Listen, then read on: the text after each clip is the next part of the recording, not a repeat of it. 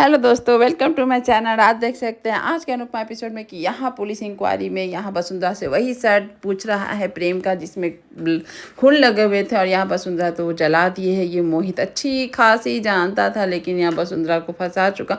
वसुंधरा यहाँ झूठ बोल देती है कि मैंने तो शर्ट धो दिए इस तरह से, और वो माफ़ी मांगने लगती है। और ये सुन के कि शर्ट धो दिए, सारे घर वाले एकदम आश्चर्य करते कि क्यों को, जब वो ऐसा था कि पुलिस उसको देखेगा और वो सबूत था ये था तो क्यों धोए। इस तरह से पराग और अनिल सब गुस्साने लग रहे होते हैं। और यहाँ पर देख सकते हैं कि एकदम से गुस्सा हो जाता है पुलिस और उन लोगों को बोलता है कि आप लोग कैसे भी करके वो शर्ट तो मुझे वापस करने होंगे, जैसे भी अगर धुल भी गए हैं। तो यहाँ पर जब मोहित जानता है कि वो शर्ट धुले हुए नहीं है, वो तो जल चुके हैं। और यहाँ पर मोहित इतना बड़ा गेम जो खेलता है, यहाँ जब वो पुलिस दोबारा वो शर्ट मांगता है धोने के लिए, धोए हुए जो है शर्ट वो मांगता है, यहाँ कहाँ से वसुंधरा दे वो शर्ट। यहाँ वसुंधरा का जो आंसू बहने लगते हैं, पुलिस के सामने गिड़गिड़ाने लगती है। और पुलिस यहाँ बोलता है आप लोग अगर सबूत के साथ छेड़छाड़ी करेंगे तो यानी कि इसका मतलब होगा कि आप लोग कोई चीज़ के बारे, आप लोग मेरे को कोऑपरेट नहीं करेंगे तो आप लोग के लिए ही नुकसानदेह होगा। और यहाँ पर इस तरह से देख कर मोहित एकदम मंद ही मंद खुश हो रहा होता है। यहाँ पर देख सकते बेचारी वसुंधरा किस तरह से फंस चुकी, जब वो शर्ट मांगता है तो एकदम से वो ये हो जाती है। और पुलिस यहाँ धमकी देकर तो चला जाता है। और पराग, वसुंधरा, राही और अनिल सब यहाँ पर मोहित पर गुस्सा करते हैं कि तुम ये क्या कर रहे थे, यहाँ पर तुम प्रेम को बचा रहे थे क्या प्रेम को फंसा रहे थे। यहाँ मोहित देख सकते हैं कि कितना बड़ा गेम खेल रहा होता है। यहाँ पर वो इस तरह से मिडिल क्लास और हाई क्लास जैसे बातें करके बोलता है कि मैं कितना भी बोलता अगर सच बात नहीं बताता तो मुझसे वो और लोग पूछते शक हो जाता तो और प्रेम के लिए ही नुकसानदेह होता। इस तरह से वो बोलता है। तो यहाँ पर लेकिन सबका गुस्सा तो जायज़ दिख रहा, लेकिन यहाँ पर झूठ सच करके मोहित सबको संभाल लेता है। और राही बोलती है कि शायद मोहित सही बोल रहा, हम लोग को पुलिस को कोऑपरेट करना चाहिए, जो हुआ है वही सच्चाई बतानी चाहिए। और यहाँ पर लेकिन सब गुस्सा कर रहे होते हैं मोहित पर। मोहित का असली चेहरा तो अभी आया ही नहीं है। मोहित अपने आप को बहुत अच्छे से संभाल रहा होता है और उन लोग के सामने एकदम भोला भाला और मिडिल क्लास का इंसान बना हुआ रहता है। यहाँ पराग बेचारा चाह के भी कुछ कर नहीं पा रहा अपना बेटा के लिए, इतने बड़े हस्ती होकर भी इस तरह से वो बेटे को उसको फंसा चुका है कि वो करे तो क्या करे। यहाँ पर सर जलने की बात भी मोहित बोलता है कि मैं तो जानता हूँ कि बस यहाँ सर जला चुकी है लेकिन मैंने तो पुलिस को नहीं बताया। यहाँ पे इस तरह से वो बोलता है और वसुंधरा एकदम देखते रह जाती है। सारे लोग एकदम ये सोचते कैसे फंसाती, मतलब कैसे जला दी क्या दी, चलो। लेकिन यहाँ पर राही यहाँ मोहित की बात में आ जाती है और यहाँ पर पराग को समझ में नहीं आ रहा कुछ क्या करना है नहीं करना। यहाँ बस देख सकते हैं कि अनुपमा एकदम से कोशिश में लगी हुई है। अब यहाँ पर राघव की हेल्प लेकर के, राघव जानता है उस त्रिपाठी को तो वो कैसे भी पता लगाए क्या करे, इस तरह से बातें कर रहे थे। यहाँ पर त्रिपाठी से मिलने के लिए ले जाता है राघव। और यहाँ पर देख सकते पुलिस यहाँ शाह परिवार में भी आके इंक्वायरी कर रही होती है। यहाँ पर हंसमुख और लीला जो हुआ है वही बताता है। और यहाँ ड्रामा देख सकते हैं, माही का जितना राही को नहीं दुख है उससे डबल ट्रिपल माही को दुख है। और यहाँ तो सुबह के बोलता है शायद कुछ हुआ ही होगा, प्रेम ने खून किया ही होगा। इस तरह से जब बोलता है तब बाबूजी उस पर गुस्सा करते हैं और बोलते हैं हाथ जोड़कर सभी को कि तुम लोग सब प्रार्थना करो, भगवान सुन लेंगे और प्रेम बाहर आ जाएगा। और यहाँ पर देख सकते हैं कि ड्रामा चल ही रहा होता है। बा उसको एकदम से बोलती चुप हो जाने तो 2 थप्पड़ लगाऊंगी, तुमको ज़्यादा ही दुख हो गया है। इस तरह से वो बोल कर वहाँ से भगाती है उसको। और यहाँ पर बा एकदम से जो कर रही है एकदम सही लग कर रही है।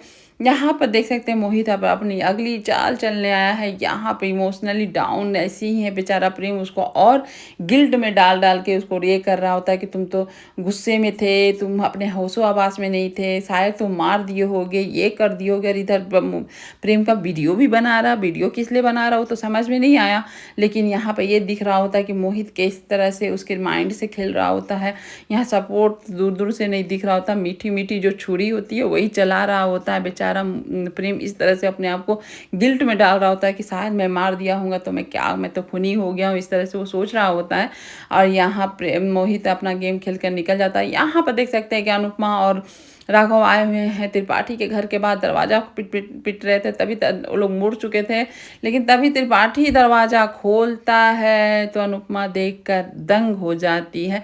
यहाँ बेचारी राही इमोशनली टूट चुकी है, जिसका पति ऐसे जेल चले जाए खून का इल्ज़ाम में, तो वो बेचारी क्या ही उसके साथ बीत रहा हो, नई नवेली दुल्हन, वो तो समझ ही सकते हैं। तभी बेचारा सोच सकते बादशाह आता है और यहाँ अपनी भाभी का इमोशनल सपोर्ट बनता है और वो दिलासा दिलाता है कि प्रेम भैया को कुछ नहीं होगा, वो जल्द से जल्द वापस आ जाएंगे, इस तरह से। और यहाँ पर आप देख सकते हैं कि जब त्रिपाठी देखता है राघव को तो पहले तो डर जाता है। राघव भाई अपने जेल का विलेन था और यहाँ पर राघव उसको धमकी देता है कि तुम जो बोल रहे हो तेरा बेटा कहीं चला गया होगा, कुछ हो गया होगा, तुम कैसे बोल सकते हो कि प्रेम ने मारा है, खून किया है। यहाँ अनुपमा बोलती है कि आपको देख कर तो नहीं लगता कि आपका जवान बेटा मरा है, थोड़ा सा भी सिकन नहीं है चेहरे पर, किस तरह का इंसान हो और तुम कैसे बोल सकते हो कि मेरा प्रेम ने तुम्हारे बेटे को मारा। इस तरह से अनुपमा का चल रहा होता है। यहाँ तो त्रिपाठी हो तो अपना गेम, यहाँ मोहित के बारे में भी जब पूछती है कि तुमसे मोहित क्यों मिलने आया था, तो वो एकदम सीधे सीधे साफ साफ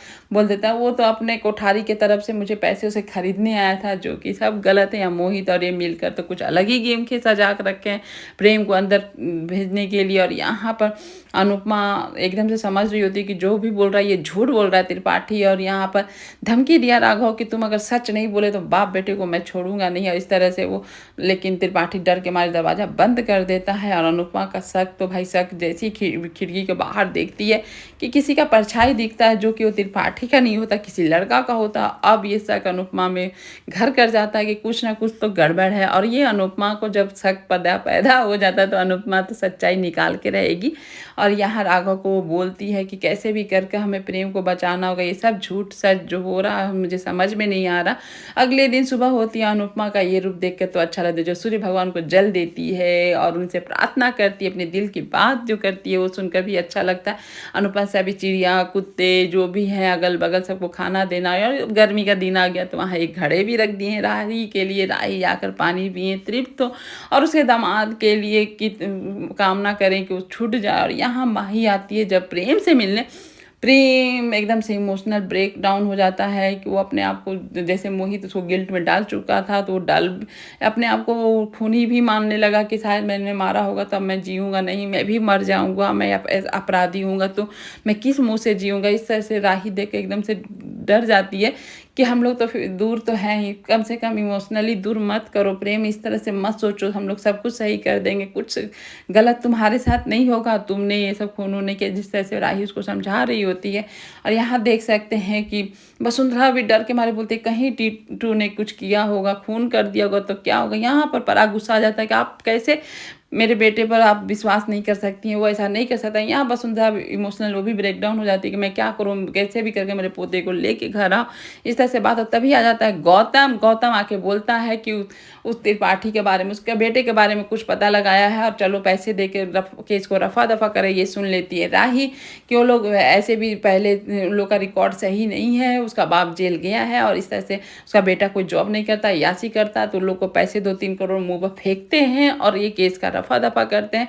ये सुन के तो सच में मुझे भी उस समय लगा कि सही, अभी गौतम सही पकड़ा है। लेकिन राही आती है और राही का भी पॉइंट ऑफ व्यू सही रहता है। वो बोलती है कि नहीं, अब ये केस हाई प्रोफाइल हो गया है और हम लोग कुछ भी करेंगे तो मीडिया में आ जाएंगे, तो ऐसा नहीं वो कहीं जाकर बोल दे कि लोग केस दबाने के लिए मुझे पैसे दे रहे, तो भी गलत है।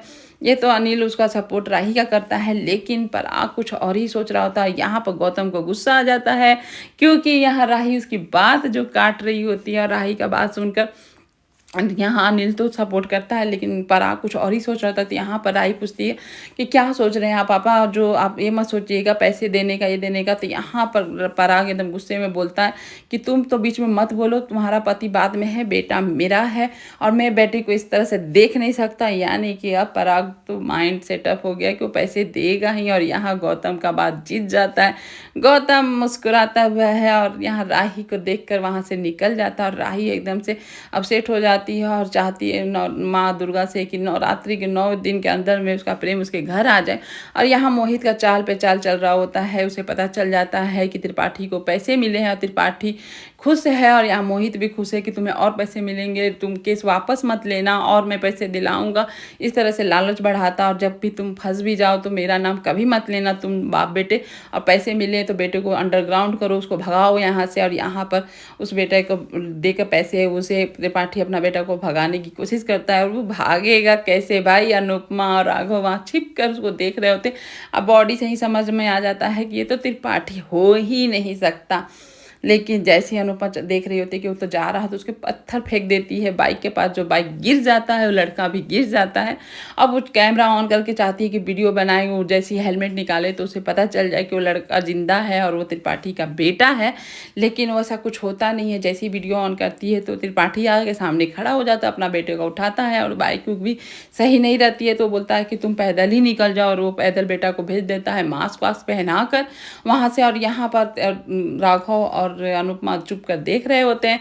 लेकिन जैसे ही त्रिपाठी घर के अंदर जाता है, राघव और अनुपमा उसके पीछा लग जाते हैं उसके बेटे का, और वो दौड़ कर पीछा करते हैं। और यहाँ पर देख सकते हैं कि पीछा करते करते एकदम से ये हो जाता है कि वो इधर राघव पीछा कर रहा, उधर अनुपमा पीछा कर रही है। और जैसे लगा कि राघव अब तो उस लड़का को पकड़ चुका है, वो एकदम उसके पीछे जाता है, उसका मास्क उतारता है। लेकिन पता चलता है वो है ही नहीं, गलती हो गया था राघव से। फिर उसको सॉरी बोलता है, फिर आगे की ओर और बढ़ता है। और राघव कैसे बेचारा ढूंढ सकता है उस लड़का को? अनुपमा जो हीरो है इस सीरियल की, तो यहाँ अनुपमा इधर उधर पूरा देख रही होती है कि आखिर गया तो गया कहाँ। और लड़का देख लेता है कि ये लोग मेरा पीछा कर रहे हैं तो एक कार के एक नीचे छिप जाता है। लेकिन कार के मिरर से अनुपमा देख लेती है उसको छिपते हुए और उसको धोखा देने के लिए वहाँ से निकल जाती है। तो वो सोचता है कि सब कोई चला गया और वो रिलैक्स होकर खड़ा ही होता है कि अनुपमा वहाँ आ जाती है। और अनुपमा को देख के उसके हक्के बक्के हो जाते हैं। अनुपमा को सोच रहा होता है, हल्के में लेता है कि हम भाग जाएंगे।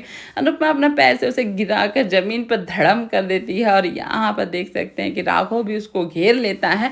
अब मज़ा आएगा कि अब ये मोहित का क्या करेगा, मोहित अब कौन सा गेम खेलेगा इन लोग। अब तो ये पकड़ा गया, जो मरा हुआ था अब जिंदा पकड़ ली अनुपमा। अब तो वो छुड़ा ही लेगी अपने प्रेम को। लेकिन यहाँ मोहित के मंसूबे को कैसे पकड़ेगी वो तो आगे के एपिसोड में पता चलेगा। लेकिन आज का एपिसोड यहीं पर ख़त्म हुआ, आगे का एपिसोड देखने में मज़ा आएगा। Thank you for watching video and bye bye.